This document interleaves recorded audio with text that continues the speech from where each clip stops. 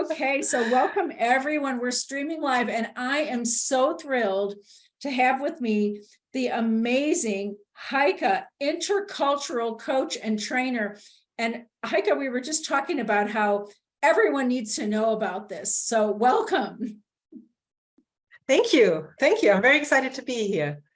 Yes, and I wanted to share with our coaches that you and I have something in common here, because I was during my graduate degree, I was an graduate assistant in the international student programs at Ball State University, and we were just talking about all the little different things that can happen when there are cross-cultural, shall we say, snafus and things like that. So tell us a little bit about you and your business. And I'm really interested to know, like, what are some of the things that you see in teams that are just causing a lot of consternation, little things? Oh, there are tons of it. So basically, my business, the key idea of my business is that I'm an expert in inclusive leadership. So I work with leaders and with teams, and I help them to bridge cultural differences and then improve performance. And these cultural differences, they sometimes come in those really, really small things that you just mentioned. It's not always the big things that divide us, or the obvious, because that's what we can deal with. It's sometimes really in the small things that we think are, for example, natural, or that goes without saying.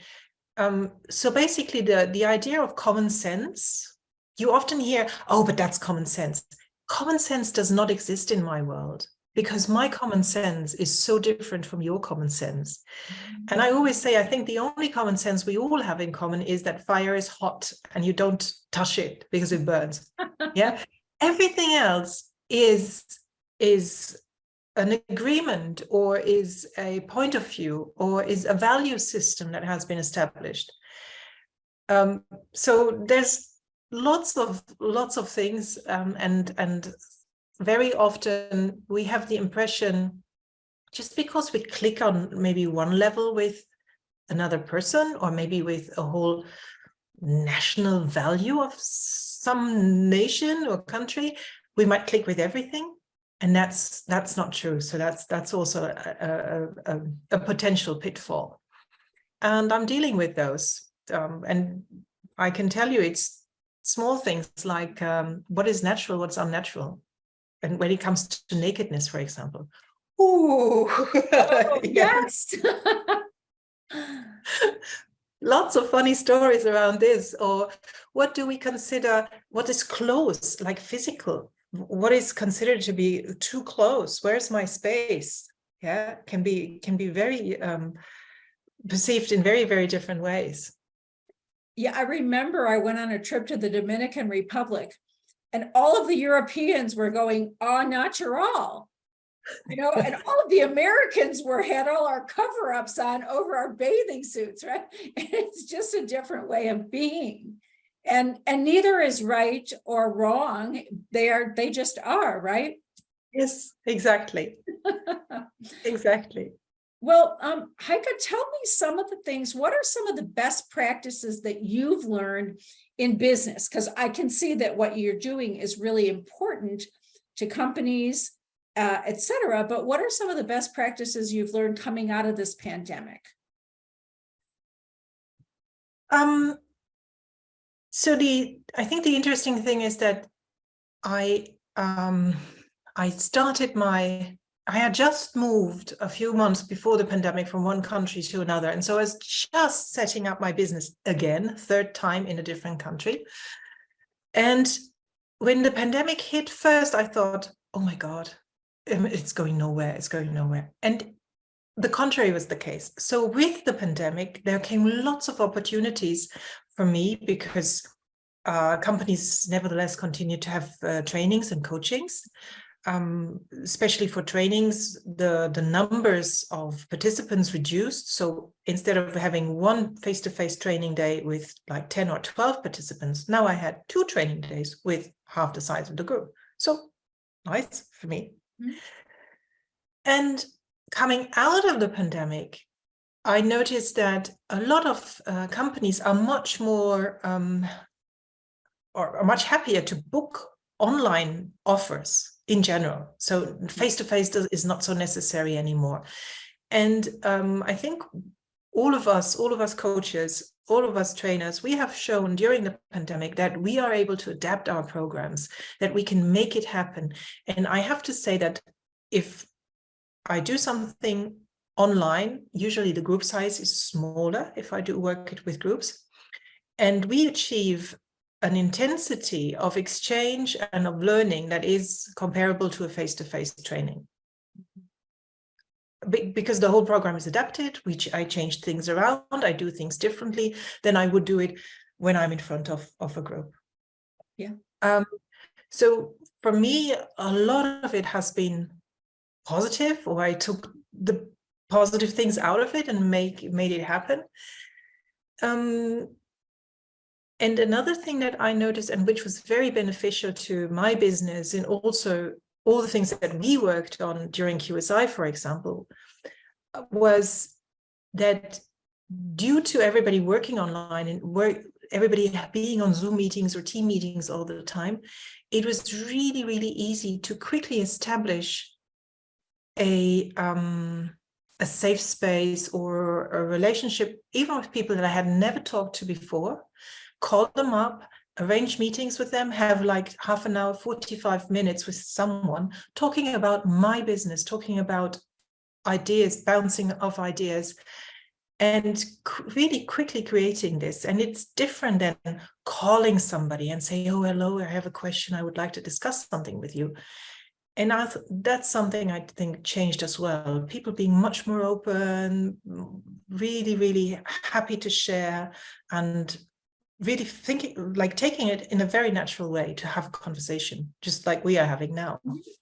And how did you get those conversations? I know there are some coaches asking, well, great, how did you make contacts to get those types of conversations? So I reached out to all of the network. I went through all my LinkedIn contacts that I know. So all the people I know and who are in a business situation that would be beneficial and somewhat corresponding to what I need. Then I went through all of my LinkedIn contacts that I don't know, who are just connected to me somehow. And I sent them a really nice message. I said, hey, we are connected on LinkedIn, and I see you do something that corresponds with what I do. Or would you have time for me? And honestly, most people had time. So I just arranged calls, and then I talked to them and I said, do you know somebody else I could talk to? And then they would say, yes, I know somebody you could talk to. And then they put me in contact with somebody else. And I had probably, I would say I had like a 85 to 90% success rate with the people that I contacted. They all had time for me. That is amazing. And Heike, I remember when you started in QSI, you were very reticent to connect with people. So what helped you to shift? Because look at the results. Exactly. I think what helped me to shift first was that because I took the easy way to connecting first to people that I know already. And I had this positive response that there was no hesitation. Everybody was like, yeah, of course we can talk about it. Yes, no problem. And that encouraged me. And then also, because I realized very quickly how useful it is to talk to those people. Because what I noticed also when we were, when we were working on our positioning and, what is our offer. And then I noticed at some point, my vocabulary, my language of my offer does not match the vocabulary of my target group, because there is a vocabulary for the pain that you feel, but I only had the vocabulary for the solution that I offer. Mm-hmm. And there was a mismatch. And I could only realize this through the conversations I had. And that also showed me, okay, I can only work on my positioning if I know what words to use. And then it was easy to talk to them and so on. So one there were all these puzzle pieces falling in the right place for me, and that made it easy. And I know you have had some great results since we Yes. started with QSI. So do you want to share some of your results? Yes. So since we started with QSI, I think the second time already I had doubled my income in the first year, which was very nice. Which was very nice. And then I also found new clients or jobs or roles. So I started teaching at the local college. I made it on a preferred supplier list of one of the biggest companies here in my neighborhood, which I thought before was not possible. So another thing, yeah, You remember that? what is possible, yeah, and how do we hold ourselves back with these false beliefs? Yeah, it was easy. It was, in the end, it was super easy. Yeah, you just had to know how. And I think that's what I still think is one of the most beautiful discoveries in QSI for me was everything is there. I have everything. I just needed someone to show me how to use it. Yeah, there was no hard work. There was no, oh my God, can I really do this, or can I really do that? It was all easy, but I just needed someone to tell me, hey, you do this, you do this, you do this, and then you do this. And then, okay, good. Okay, I do that. And you did, and that you made this all happen. But I love that message that you just gave, because I think it is so true. We have everything in front of us and within us, but maybe we need some steps or a framework or something to put those puzzle pieces together. I see on Facebook that you are doing a lot of traveling to all kinds of wonderful places with your daughter, with your family. Tell us a little bit about what has this meant to your life to have this business that you've doubled your income, you're bringing in the money you need to bring in. It's reassuring, it's comforting, it's relaxing, and the best thing is, what I noticed as well is, as long as I keep the good habits, so as long as I keep my work, the checklist, the LinkedIn posts, the reaching out to people, I'm really going like this. And then if I stop doing this, I can see that in 3 months, when I look at what's coming in, numbers are going down. And I know I can immediately turn things around. I just have to say, okay, Heike, watch out. Like, there is no more income in 3 months if you continue like this. So come on, roll up the sleeves. You go back in again, you call people, you talk to them, you go out on LinkedIn, you post, you do, and I keep a steady income. That consistency is so important. Yeah. Yeah. And I'm curious, in all the trips you've taken in the last year or so, what was your favorite? Was my favorite? I think, well, there is one favorite I have always, that's the summer in France, in Brittany. So that's hard to beat. There's no place like this. But from a more, let's put it that way, that's something I know and I feel at home, and that's for the heart. I think the Korea was the most interesting one, because it's so different, and it was different than I expected it to be, and it was in some ways so similar to Japan, and then not. So I was the whole day when we were, or the whole days, we were there for 2 weeks, and there was constantly something going on, and I couldn't get my head around, like, what's going on here, and why is it like this, and why is it not like this? And so, but I loved it. I loved every minute of it. Such an adventure. And you took your children, right? Yeah, it was a family trip. Yeah. That's Yeah. amazing that they're getting this kind of experience at such a young age. Yeah, and they're really good travelers. They're really good travelers. Yes, yes, yes. And I have them now in a speed mode of unpacking, packing, leaving every day a different hotel, and we go and we go. Oh, that is great. And I think you took your daughter, just you and your daughter for a trip, didn't you? Yes, That was yeah. so And that special. was also, but we went also to Brittany, and then she's doing her sailing boat license. She's becoming a sailing teacher for catamaran sailing. So in a very rough environment, Ah, very cold water.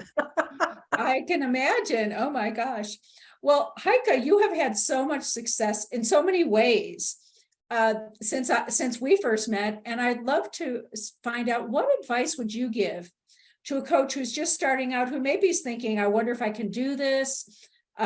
What's the easiest and quickest way? I know you've said a lot of things, but if you could boil it down to maybe one thing, what would you say? So I think some of the things you also already said, like consistency and look at what you have around you, it's already there. But honestly, all of those things, if I never regretted the investment I made into QSI, and I joined twice because it has been like a catapult for me, like made me do so many steps at once. And in addition to the content that you provide, or in the guidance and the ideas, there's this network. Yeah, you're part of a network, there's other people, and there's this exchange. And I feel that had I had this at the beginning, like in 2019 already, I could have been a bit faster with lots of things. I could have saved a lot of more detours. So investing into something like QSI, where you get a framework and you feel it provides security. I felt safe. And yeah, and the network that holds you, the others that are there for you. I really enjoyed that. So never regretted that.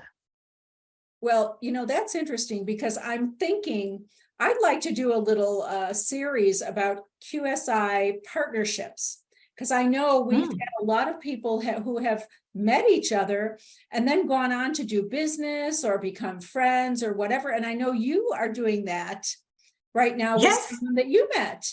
Could you tell us a Yes, little about that? yeah. So I met Hanneke in QSI, and I went to see her in February. We met. We have weekly calls still. I talk to her every week. Very cool. And it is more than a business. I think she's my friend. Yeah, we became friends. It clicked immediately, and I'm so happy I found her. And also other people that I met through QSI. We're still in contact. We exchange ideas. We follow each other on LinkedIn. We support each other in the social media.